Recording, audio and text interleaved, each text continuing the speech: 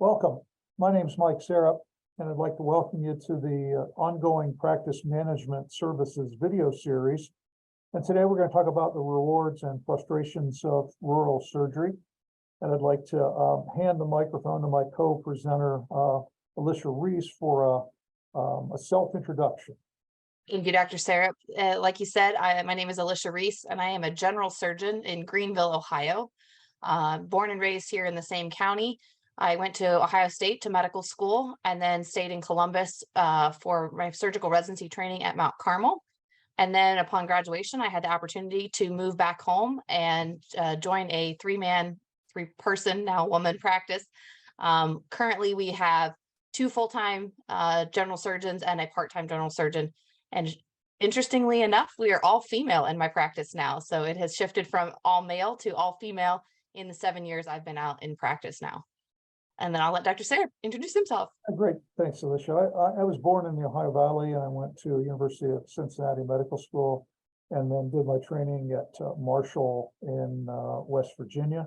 And I've been in the same rural practice for 36 years in a place called Cambridge, Ohio, which is southeastern Ohio. A town of about 14,000, county of 40,000, but several counties around us do not have a medical facility. And I have two partners and looking for a third. So Alisha, maybe talk a little bit about the scope of your practice in your group. Yeah, thanks. It's a very broad-based, what I would consider bread and butter general surgery practice, and probably what looks pretty normal across the country for many general surgeons in rural areas. There's a fair bit of endoscopy in my practice as well, and then the general surgery components that are, gallbladders, hernias, appendix, acute care general surgery. And then specifically for myself, a fair bit of oncology, mostly breast and colon, as well as some melanoma and skin cancer, and other derm things that I do is general office procedures, some access, and no trauma. That's the probably exciting thing for me. That was not a passion of mine in training. And so we're not a trauma center, but otherwise pretty general, broad-based general surgery. And you, Dr. Sarap, what does your practice look like? Yeah, again, it's bread and butter, gallbladders and hernias and bowel cases, but we do all the oncology in town in terms of colon and breast cancer and melanoma cases.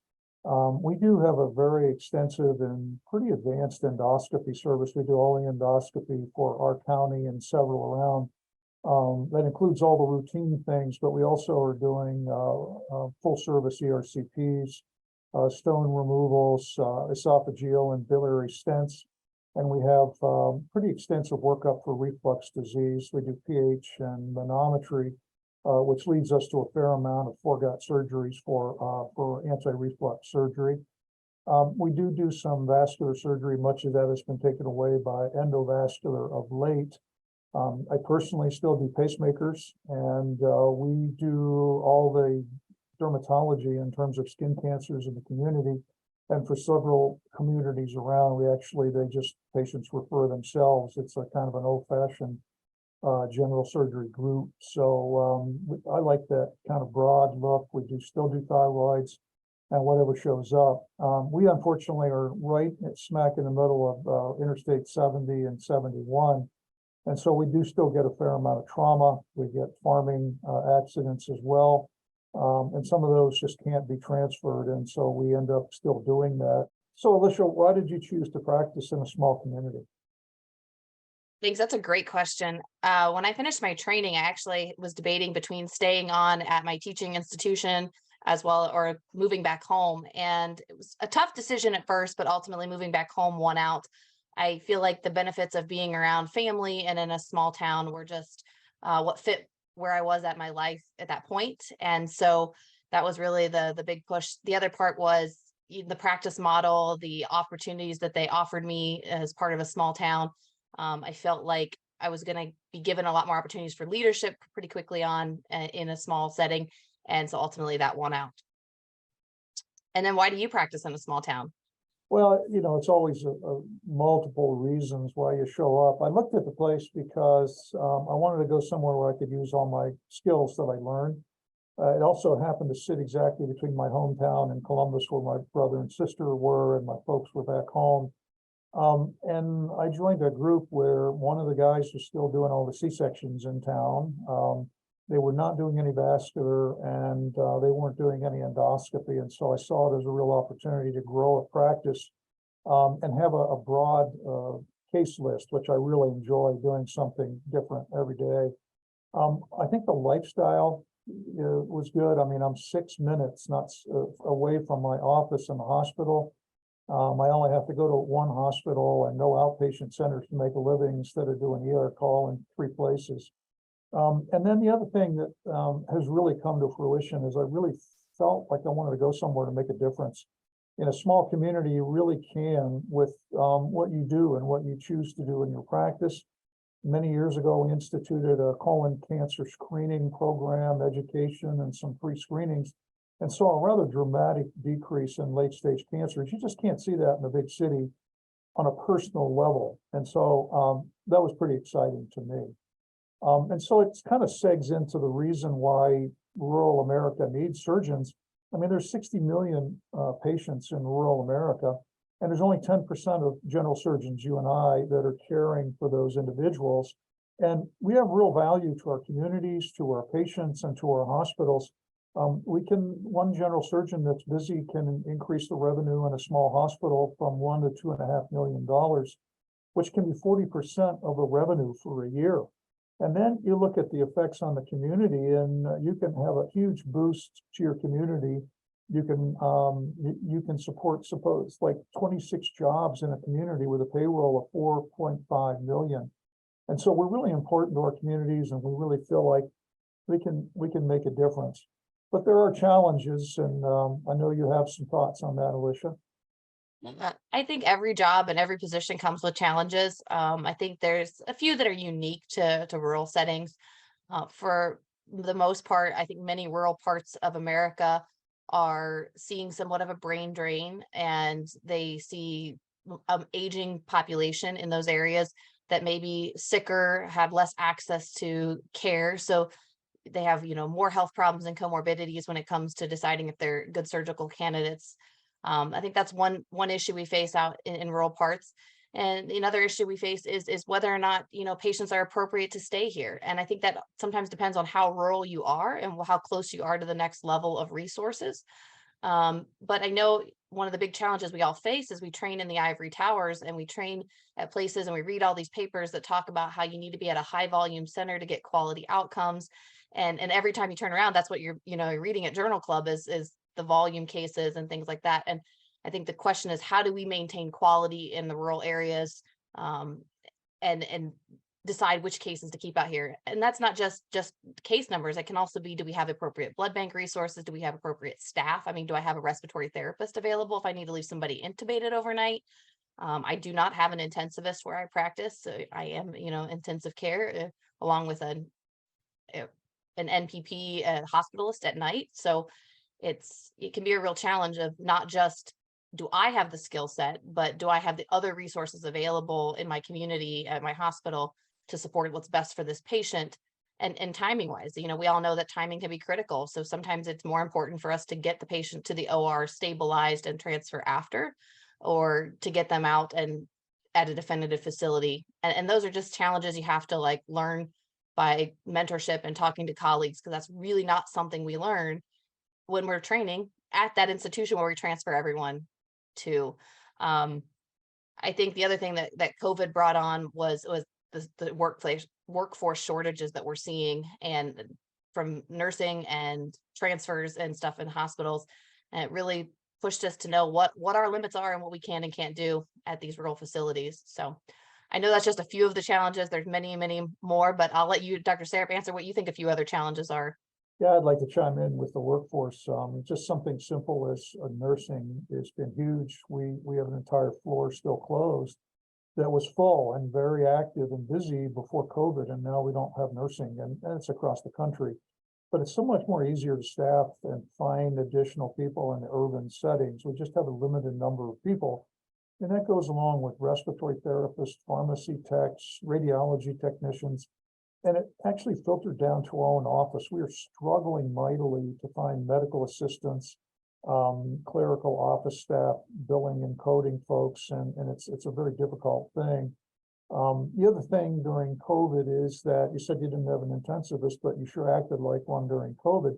There was an impossible task to transfer people to a tertiary center during COVID. And so I think we were sort of on our own and had to function in that. But I don't think that's gotten much better. The big centers, it seems like their ICU beds are constantly filled, and getting critically ill people to the big city is a real problem, and the burden of care falls on us. And I think that's a frustration, especially if it's out of our wheelhouse in terms of comfort. The other issue you mentioned is workforce in terms of physicians and trying to fill the gaps for rural surgeons. Ellison and his crew from the University or Ohio State mentioned that there will be a nearly 26,000 general surgery deficit by the year 2050. And there's just no way to make that up. Currently, most general surgery residents, after their 5 years of training, go into some sort of a fellowship. And I think it's up to 70 to 80%. Somebody mentioned that there were only 120 general surgery chief residents that went into practice. And the filter down effect is that they estimated that there are only 12 surgeons, newly trained surgeons a year that go into a rural practice. That's a major issue for us. The problem is, if you start looking at demographics, the smaller the rural community, the higher age group the surgeons are that work in that, and the nearer they are to retirement or disability or whatever. So it's a real issue. When you don't have a general surgeon, obviously there's that inverse ratio that we look at with motor vehicle accidents and death rates. The death rates go up the less surgeons live in that county where the accident is. If you don't have a surgeon, your chance of dying in that car wreck is going to be kind of high. We've discussed over and over again what the training programs need to do to get people comfortable in coming out to a community and doing broad-based general surgery after 5 years instead of doing a fellowship. Rossi and a bunch of other folks from the Advisory Council on rural surgery did a nice study. They kind of wrote to all the different training programs. They looked at their successes for placing people in rural environments. And I was part of that study. And we came up with 4 factors that in a training program that increase the success of a new trainee in a small facility, rural or small country facility. And those include that you do your rotations during your training in rural facilities, in rural settings, whether that's a month at a time or 3 months at a time. That embedding in a community is really important. We need broad exposure to the surgical specialties. You need to get out and work with the specialists during your training. A very robust endoscopy experience is really mandatory, not just the minimum 100 or 200 requirements that the board now suggests. And then the other thing that becomes very important is that it's really beneficial if there's a lack of competition from specialty learners, so that the chief residents and 4th years are really getting those specialty cases, endocrine and vascular and oncology, so they're comfortable when they get out to do that. Sometimes those are smaller programs that have that lack of competition, that don't have specialty residencies. So there's lots of challenges, but the reason we're here and we stay here is that there are some rewards and working in a rural environment. I know that you have several, and you've got a hobby or a profession, a second profession that's involved in being rural as well. Maybe you can tell people about that. Yeah, well, first, let me just say I totally agree with you on getting the exposure in residency and knowing what it's like to live and work and practice in a small town. And I will describe it as a brief challenge getting someone to come out and even think about joining your group, because they see on paper that it may be 1 in 2 or 1 in 3 call, and immediately are turned off by that because they remember what 1 in 2 and 1 in 3 call look like in residency at a 600 bed hospital versus what it looks like at a 25 to 90 bed hospital that may be a rural hospital. So I think that exposure and really understanding what it means to be out in the community and what your lifestyle can look like even while on call is important in training for those residents. So yeah, I think the rewards are immense. It's living in a small town in rural America, you can really do what you want. The cost of living is so much less than what it is to live in the city. And I don't care if it's in a city in the Midwest versus like a major urban center on the coast. I right out of practice or right out of residency, I moved back home and bought 50-acre horse farm. And so my husband and brother are the owner and trainer of our 18 headquarter horse farm. And we have part of our land and crops and do, farming on the side. So that's part of my gig, I guess, on the other days that I'm not actually in the hospital. But it really relates to our patients because we do, take care of a rural farming community, and they really respect you for having the knowledge and a working farm like that. As far as those rewards go, the gratitude and attitude of patients in rural America is amazing. I can't tell you how many times I actually don't get questioned by my patients about the recommendations. They're using their quote unquote Dr. Google. Many of them just have not even looked up stuff. They don't want to. They want to get their information from a physician. And then, when you get a case where there's two equally good treatment options and you present the patient with both and ask them which they would like, they'll look right back at you and say, whatever you think is best, doc. What would you do for your mom? And you have to have that conversation again, that these are both good and, but they really trust and highly value physician opinions. And I feel like some of the morality around or the morale in surgery has declined as patients and physicians have questioned each other more in the last several years, but I don't see that as much in rural America. That's definitely still surviving. So one of the many reasons, and like you said, just bringing benefit to the community. When you get to take care of somebody that you went to high school with, their parent, teachers that you went to school with, and there's just a ton of respect. You feel like you're doing a great service for that community. And I'll let Dr. Sarap elaborate on what are some of the rewards he feels like he sees in rural America. Yeah, thanks, Alisha. I'm with you on most of those. In fact, all of those. I think that I still enjoy doing this broad scope of practice. And, they say that general surgery is the specialty of the skin and its contents. And I think that's true. I mean, on the same operative day, from the top of the head to the bottom of the feet, we get involved in that. It allows you to kind of still get new skills and learn new skills to help your community so that people aren't being transferred out of town. One good example, my junior partner and I have a series of almost 130 of laparoscopic common duct explorations, probably one of the biggest series by a small group anywhere. And so we're working on that, about to present that and put an article together. But and when we can't successfully get that out, we've got about an 84% success rate. We flip them over and do an ERCP immediately. And so that doesn't happen anywhere in the country in terms of that service that you provide to the community. I think relationships are amazing. We end up operating and taking care of our neighbors and our friends and the kids, teachers and coaches. And people appreciate that. There's a level of respect. It's mutual respect in the community. But I think that's a burnout prevention technique, is that people show their respect. I put it on the community the other day that one of my grateful patients brought in 2 jars of moonshine for me. That was a first for a gift for me. There was rust and a triple X on the top of the jars. I'm not sure if I'm going to taste those or not, but those are the kind of things that happen. The other issue is that we treat multiple generations of the same family. I've been in practice for 36 years. I get 25-year-olds coming up and showing me scars from a pyloromyotomy or an infant hernia, and that's kind of amazing to me. And it's nice, that long-term follow-up. I just did a mastectomy on a lady that I did a curative one on the other side 22 years ago. Most people in a big city, people are so transient that they don't have those long established relationships. Decreased cost of living is great. You can have a very nice house. I've got 8.5 acres with a fishing pond, and I'm literally 6 minutes from the hospital with no red lights and 3 minutes with flashers on. You just can't beat that in the big city. And the ability to go to one facility, we do all of our endoscopy in the same facility. We're not running to an outpatient center. Our office is a half a block from the hospital. Once we're here for the day.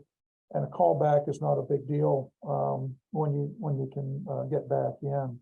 And again, I just have to reinforce, you make a huge difference. I wrote a piece for for the American Surgeon about a young lady during a snowstorm that had a ruptured diaphragm and a ruptured thoracic aorta. And there was absolutely no way to send this lady out. And my junior partner and I did a laparotomy and bilateral thoracotomies and got her through that and fixed the aorta. And a year later, she's pregnant and delivers a child. So you've affected 2 generations. And then just a year ago, that child had a child. And so now my patient is a grandmother twice over in another couple of months. So those are things that you just don't remember. And they're just, all the bad things are in our brain that we remember, but these things really are, they're a salve to the bad things in terms of administrative and all those kinds of things. I think it's important. I just wanted to kind of talk about one more thing that you mentioned, is that when people are in training, these residents, it seems like the bigger the program, they never ever work with a true general surgeon to do a thyroid or a vascular procedure. They never ever see a general surgeon doing those subspecialty cases unless they go to a rural environment. We have the residents from Dayton program come, and they're just amazed. I mean, we do a ganglion on the hand, and they're saying, looking around, saying, "Where's the hand surgeon?" Or we'll do vascular, or we'll do things that they just don't see in their training programs. I think that's really important for the training chemists to expose their residents to people like you and I that are out here doing a broad-based practice that is very satisfying.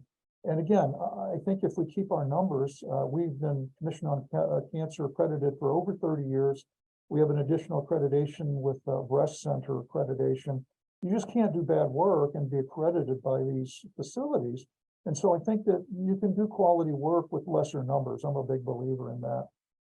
What do you see for the future of rural surgery, Alisha? I'm optimistic at this point, and I'm optimistic because the college has really recognized that this is something that we need to prioritize and put some time and effort into from the national standpoint. I think we need to invest in the training process and the quality programs that are out here, as well as understanding the workforce issues and how can we get more surgeons out into these areas, or what can we use from a technology standpoint to better serve these populations that just quite frankly don't have the access that we would want them to have. So I'm optimistic that there's hope that we will overcome many of those barriers, and we will just have better data to tell us how do we train residents better, and how do we get people out to these areas, and how do we access these patients and provide quality care for them. I think that the numbers are daunting that you talked about, that how few grads we see, but we're recognizing those challenges. And I think that there is time and hope to overcome those before it is too late and we're a totally dying breed. So. Yeah, I 100% agree with you. I'm very optimistic as well. Almost 2 decades ago, Joe Fisher had this famous quote that he said, "Rural surgery is the canary in the coal mine for general surgery." So the same trends and the same frustrations that we see are filtering down to general surgery. And we need general surgeons. There's just not enough surgical oncologists. There are not enough trauma docs or vascular surgeons to take care of emergencies. And so the same things the college is doing for rural surgery are going to benefit global surgery, where they're, it's very similar kinds of things, but also general surgery. The rural surgeons went to the regents almost 15 years ago now and said, our specialty is dying. We need some support. And so they formed the Advisory Council for Rural Surgery, which is the first advisory council, I think, in 10 or 15 years.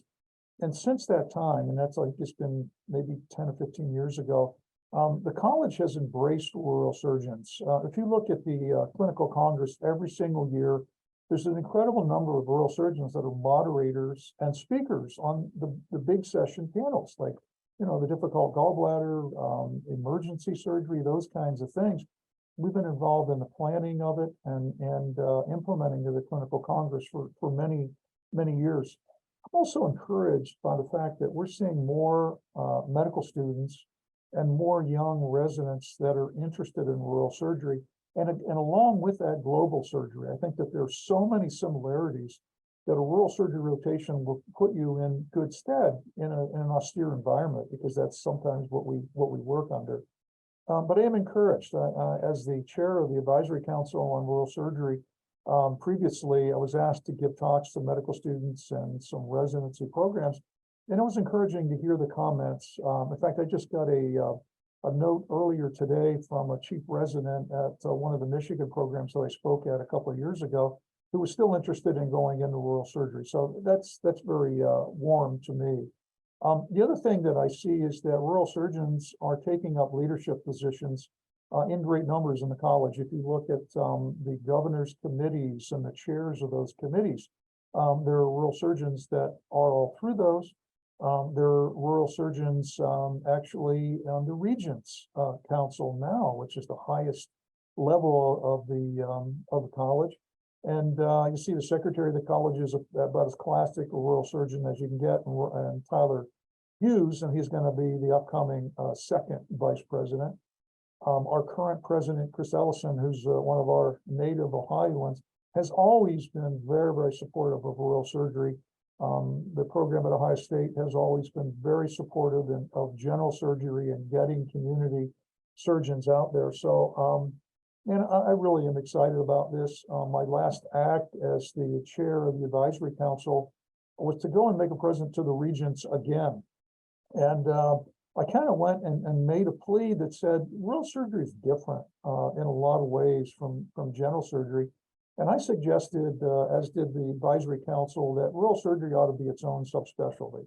And after my presentation, it was very heartwarming that it was unanimous agreement of all the regents, all the orthopods and the neurosurgeons and the plastic surgeons, that they agreed that this is we're different birds, if you will. And we need to work on some different training paradigms to get more people involved in rural surgery and make it so that they're more successful in that when they do go to those programs.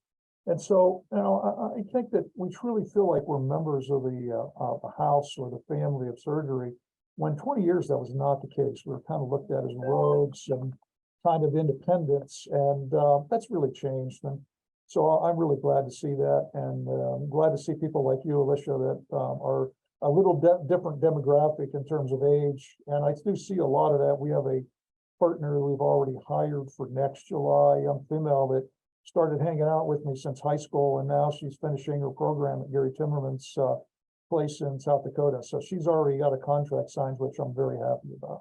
So this has been a great experience. Any last comments, Alisha, that you might have?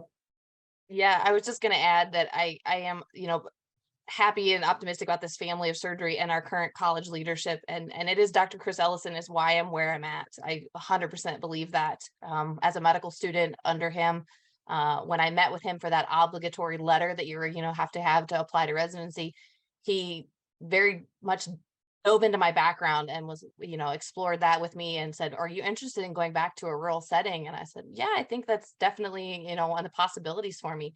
And he really encouraged me to actually apply to some high quality community programs, as we would define them, and said, you will get fantastic training here. And just like you pointed out, you would get that training that you're not competing with multiple fellows, and you're getting to do those cases so that when you do finish, you are comfortable. I will also say at my program, I saw general surgeons doing those cases that you're talking about. We didn't have, a separate service of this or that. I mean, we did have a few things, subspecialty, but not to the level that they do, at the major academic institutions. And so Dr. Ellison really encouraged me to look at that. And I am where I am today because of that. So I'm optimistic that the leadership of the college recognizes it and that we will see changes and keep moving forward. Yeah. The college has been great that way, and anybody that is a rural surgeon that's listening in, I'd certainly strongly suggest that you get involved in your state chapter. There's just so much collaboration between academics and tertiary center docs and the rural surgeons in Ohio. It really benefits us, it benefits our patients, it benefits the academics because we get more referrals, but there are untold benefits of getting involved in the college at the state level as well. And then the other thing that, if you're a rural surgeon and you think you're doing good work, well, I think you should prove that. And the college has these programs They have a NISQIP that's a NISQIP Lite or rural NISQIP that helps you to collect your data and compare it to national standards. The Commission on Cancer always does that. We're able to compare our results to others. And you can be, you know, a level 3 trauma center as well. If you do trauma work and you want to do quality work and show your community that you're doing that, the College of Surgeons just has this whole plethora of quality programs. The Advisory Council on Rural Surgery has been trying to get a quality program together particularly for rural facilities. It sounds like at this point in time, it's going to start with a white paper about what resources you need, what cases you should be doing depending upon your staffing and your support. And so I think we're going to get some really nice direction from the Advisory Council in the next coming year or two about that. So I'm sure Alisha would be very open to emails and calls. I'm sure our contact data will be on this video at the end, and we're more than happy to talk about it with any student that's sort of listening in, or a young resident, or even a rural surgeon that needs a little support, or somebody's shoulder to cry on once in a while. We're here, and we have a whole cadre of people that we talk to across the country that are rural surgeons, and pretty damn proud of that. So, Alisha, thanks for your participation with this. Congratulations. She just had a new baby, and so she's on maternity leave here, and she's graciously given up her time to do this today. So thank you very much. Thank you so much, and happy to answer any questions about that and or what it's like to be a new mom. So take care, everyone. Thanks.